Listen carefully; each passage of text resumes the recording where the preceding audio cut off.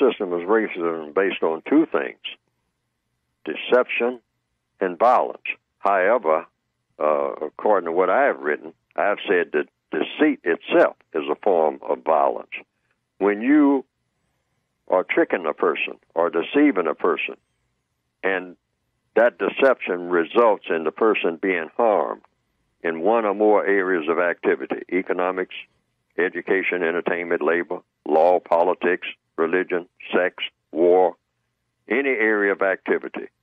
By you deceiving the person, by you fooling the person and causing harm in any area of activity, you have committed violence against that person.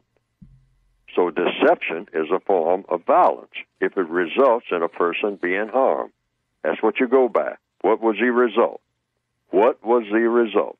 Was the person harmed because you sold them that car that was defective, and the person got out on the highway and the car stopped in the middle of a freeway for no apparent reason, and then you got broadsided by a semi-trailer or something like that?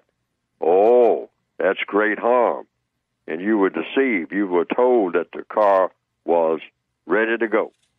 And the person that sold you the car knew that it wasn't, knew that the car would act like that. Now, that's deception, and that's violence against you because it resulted in violence. Yes. Okay. So now there's such a thing as direct violence, and that's when they come at you with a gun.